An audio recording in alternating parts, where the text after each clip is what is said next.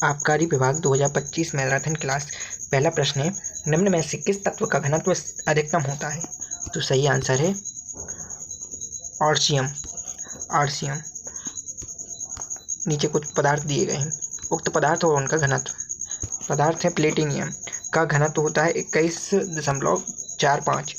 आर्सियम 22.59। पारा का घनत्व होता है 13.60 और लैंड का घनत्व होता है 11.34। अगला प्रश्न है, मध्य प्रदेश में किस जिले में सर्वाधिक मैग्नीज पाया जाता है? तो सही आंसर है बालाघाट में। देश का तीसरा सर्वाधिक मैग्नीज का भंडार मध्य प्रदेश में उपलब्ध है, जिसका अधिकांश भाग प्रदेश के 2 जिलों बालाघाट और छिंदवाड़ा में पाया जाता है।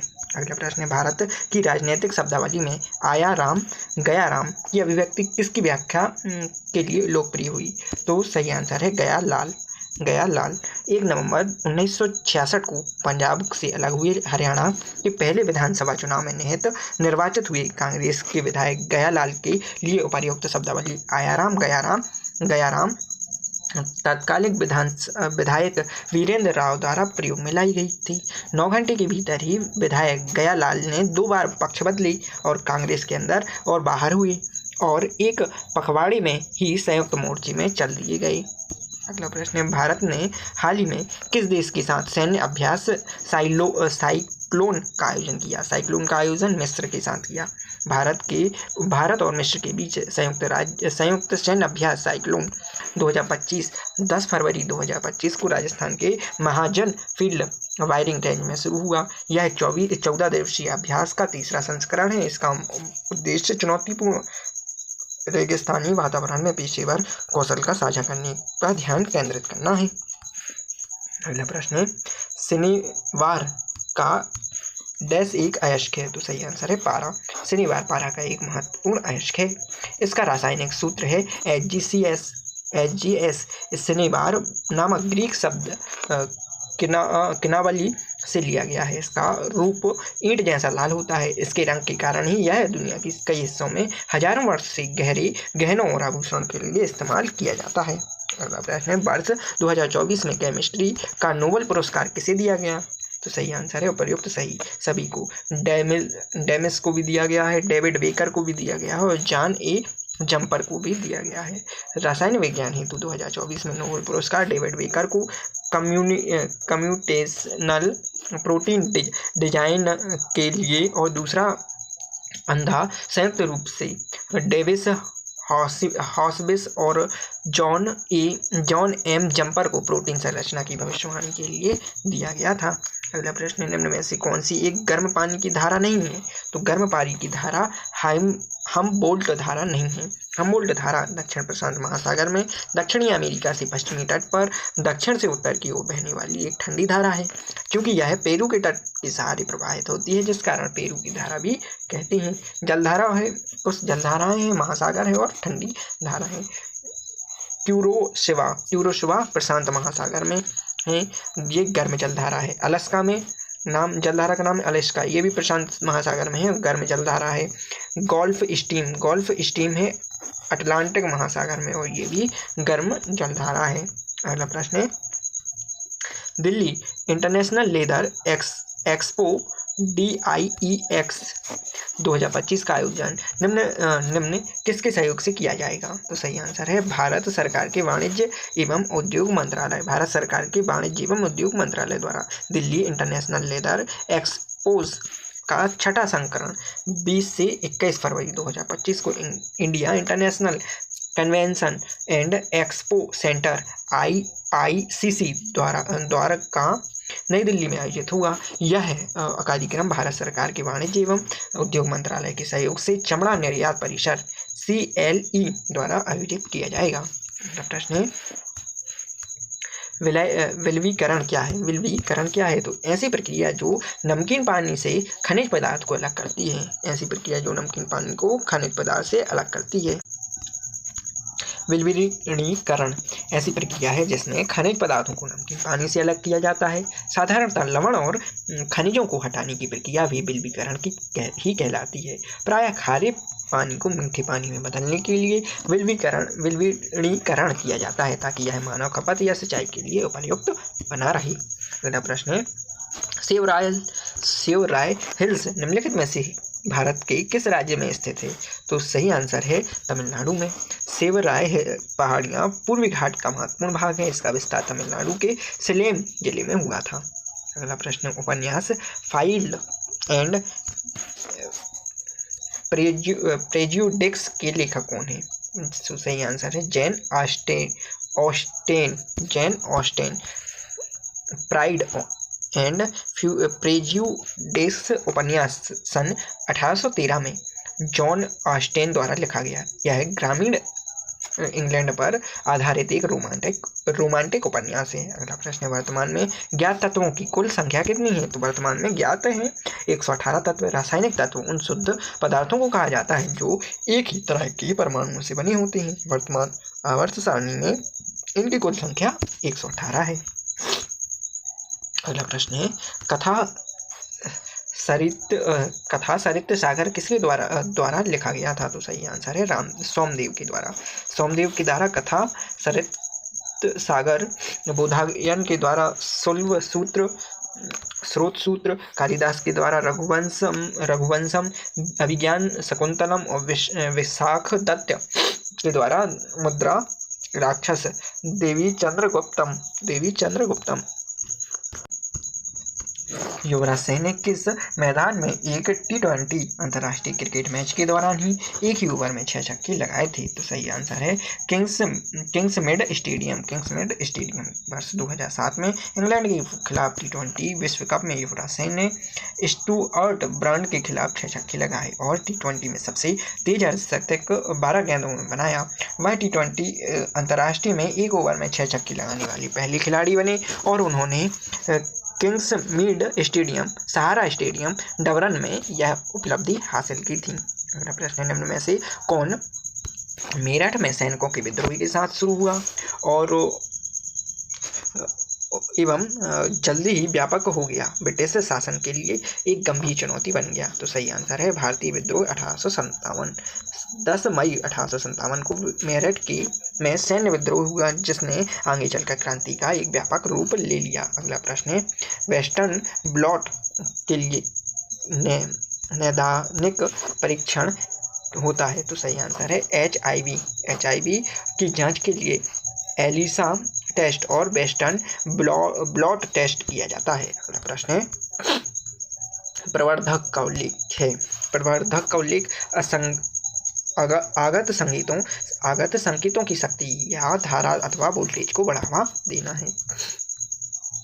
प्रवर्धक तथा एम्पलीफायर एक ऐसी युक्ति है जो किसी विद्युत संकेत का मान बदल देती है। प्रायः संकेत का मान बढ़ाकर यह विद्युत संकेत विभवांतर, वोल्टेज तथा धारा कनेक्टर के रूप में ही हो सकता है। अगला प्रश्न है, ब्रह्मपुत्र नदी निम्नलिखित में से किस देश से होकर प्रवाहित नहीं होती? तो सही आंसर है नेपाल से प्रवाहित नहीं होती, चीन से होती है, भारत से और बांग्लादेश से। ब्रह्मपुत्र नदी नेपाल से प्रवाहित नहीं होती, चीन से ब्रह्मपुत्र नदी तिब्बत, भारत, बांग्लादेश से होकर बहती है। अगला प्रश्न है, तुलगामा क्या है? तुलगामा बाबर द्वारा इस्तेमाल किए जाने वाली सैन्य रणनीति है। बाबर ने पानीपत के प्रथम युद्ध में तुलगामा युद्ध नीति का इस्तेमाल किया। इसमें पूरी सेना को विभिन्न इकाइयाँ बाएं, दाएं और मध्य में विभाजित किया जाता है। अगला प्रश्न है, एरोनॉटिकल डेवलपमेंट एजेंसी ADA के नए महानिदेशक कौन बनाए गए? तो सही आंसर है जितेंद्र जे जाधव। विमान डिजाइन और विकास में लगभग 4 दशकों के अनुभव वाले प्रतिष्ठित वैज्ञानिक जितेंद्र जे जाधव ने को पैमानिकी विकास एजेंसी ADA का नया महानिदेशक नियुक्त किया है। अगला प्रश्न है, कोई भी अभिक्रिया जो अवक्षेप उत्पन्न करती है उसे डैश कहा जाता है? तो सही आंसर है अवक्षेप अभिक्रिया। अनुशील उत्पाद को अवक्षेप के रूप में संदर्भित किया जाता है। अवक्षेप एक रासायनिक प्रक्रिया है जो जलीय घोल में होती है जहां पर आयनिक बंध द्वारा अनुघुलनशील लवण का निर्माण किया जाता है। अभिक्रिया अवक्षेप उत्पन्न करती है उसे अवक्षेप अभिक्रिया कहते हैं। अगला प्रश्न है, भारतीय संविधान में मंत्रिमंडल प्रणाली की अवधारणा किस देश के संविधान से ली गई? तो सही आंसर है ग्रेट ब्रिटेन। संबंधित देश हैं कुछ और भारतीय संविधान में शामिल विषय है। कनाडा हुआ था, कनाडा से है सरकार की संघीय व्यवस्था अवशिष्ट शक्ति केंद्र में निहित है। यूएसए से मूल अधिकार लिए गए हैं। न्यायिक पुनर्वलोकन, उच्च न्यायालय, राष्ट्रपति और महाभियोग प्रक्रिया, उपराष्ट्रपति का पद, ये सब यूएसए से लिया गया है। आयरलैंड से नीति निर्देशक सिद्धांत, राष्ट्रपति के निर्वाचन मंडल की व्यवस्था और ग्रेट ब्रिटेन से मंत्रिमंडल प्रणाली, विधि का शासन, संसदीय व्यवस्था और एकल नागरिकता ली गई है। अगला प्रश्न है 38वें राष्ट्रीय खेलों में मुक्केबाजी के किस वर्ग में लवलीना वोगोहेन ने गोल्ड मेडल जीता? तो सही आंसर है 75 किलोग्राम वर्ग। 38वें राष्ट्रीय खेलों में लवलीना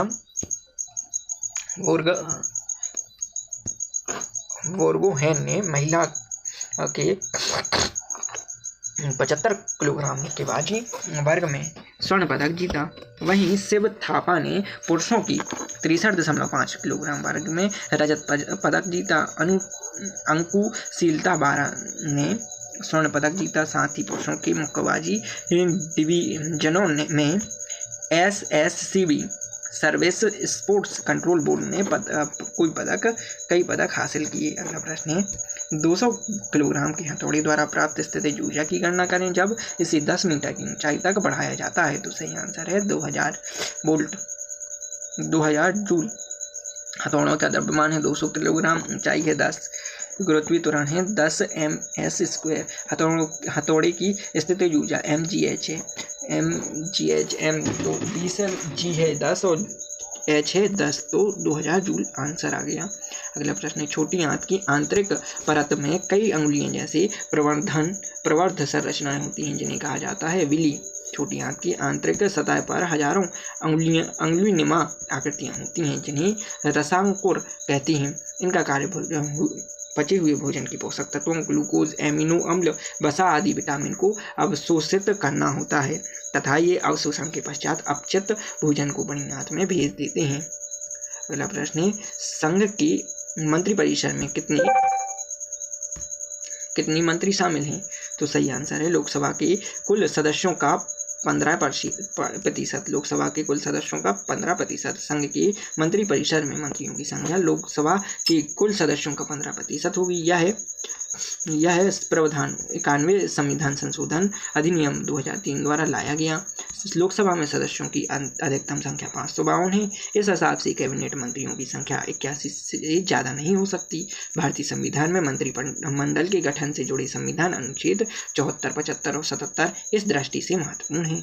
प्रश्न निम्नलिखित में से कौन सा दिन केंद्रीय उत्पाद शुल्क दिवस के रूप में मनाया जाता है? तो सही आंसर है 24 फरवरी। भारत में 24 फरवरी को हर वर्ष केंद्रीय उत्पाद शुल्क के दिवस के रूप में मनाया जाता है। अगला प्रश्न है MCB का पूर्ण नाम क्या है? तो सही आंसर है मिनिएचर सर्किट ब्रेकर। MCB का पूर्ण रूप मिनिएचर सर्किट ब्रेकर होता है। हिंदी में से लघु परिपथ वियोजक कहते हैं। यह एक सिग्नल पोस्ट स्विच की आकृति वाला लघु सर्किट ब्रेकर है। इसकी विशेषता यह है कि यह किसी तरह की ओवरलोड या शॉर्ट सर्किट की कंडीशन में सर्किट को टर्न ऑफ कर देता है। MCB से पहले सर्किट को ओवरलोड या शॉर्ट सर्किट से बचाने के लिए सर्किट में फ्यूज का उपयोग किया जाता था। अगला प्रश्न मध्य प्रदेश में से लोकसभा में अनुसूचित जनजाति ST के लिए कितने स्थान आरक्षित हैं? तो सही आंसर है 6। शहडोल, मंडला, धार, बैतूल, खरगोन और रतलाम, ये 6 सीटें आरक्षित हैं। अगला प्रश्न निम्न में से कौन सा एंजाइम स्टार्च को सरल शर्करा में विखंडित करता है? तो सही आंसर है एमाइलेज एंजाइम स्टार्च को सरल शर्करा में विखंडित करता है। यह स्टार्च को ग्लूकोज और माल्टोज शर्करा में विखंडित कर देता है। मानव लार में एमाइलेज नामक एंजाइम पाया जाता है। पेप्सिन एंजाइम प्रोटीन पाचक एंजाइम है। लाइपेज एंजाइम वसा पाचक एंजाइम है। ट्रिप्सिन एंजाइम का स्त्रावण अग्न्याशय द्वारा होता है। यह भी प्रोटीन पाचक एंजाइम है। अगला प्रश्न है इंडियन सिविल सर्विस में पदभार ग्रहण करने वाली पहली भारतीय कौन है? तो सही आंसर है Satyendranath Tagore. Indian civil service में पदभार ग्रहण करने वाली प्रथम भारतीय सत्येंद्रनाथ टैगोर थी। इनका चयन वर्ष 1863 में हुआ। इंडियन सिविल सर्विस एक्ट 1861 के तहत भारतीय सिविल सेवा का गठन भारतीय सिविल सेवा का गठन किया गया था। अगला प्रश्न, निम्न में से कौन सा जीव समूह पर्यावरण को स्वच्छ रखने में सहायक होता है? तो सही आंसर है जीवाणु और कवक। पर्यावरण को स्वच्छ रखने में अहम भूमिका निभाने वाले महत्वपूर्ण जीव समूह जीवाणु कवक हैं, क्योंकि वे सूक्ष्म जीव पौधों और जानवरों के मृत जैविक कचरों को सरल पदार्थों में परिवर्तित करके विघटित कर देती हैं। अगला प्रश्न है, प्रसिद्ध तिरुमाला मंदिर किस पहाड़ी पर स्थित है? तो सही आंसर है वेंकटाद्रि। प्रसिद्ध तिरुमाला मंदिर आंध्र प्रदेश वेंकटाद्रि पहाड़ी पर स्थित है। अगला प्रश्न है, जलवायु परिवर्तन के मुद्दे पर वार्ता करने के लिए किस देश ने दुनिया की पहली अंडर वाटर कैबिनेट बैठक का आयोजन किया? तो सही आंसर है मालदीव। वर्ष 2009 में मालदीव सरकार ने मंत्रिमंडल ने जलवायु परिवर्तन के मुद्दे पर वार्ता करने के लिए जलवायु परिवर्तन के प्रति जागरूकता फैलाने के लिए विश्व की पहली अंडर वाटर कैबिनेट बैठक का आयोजन किया था।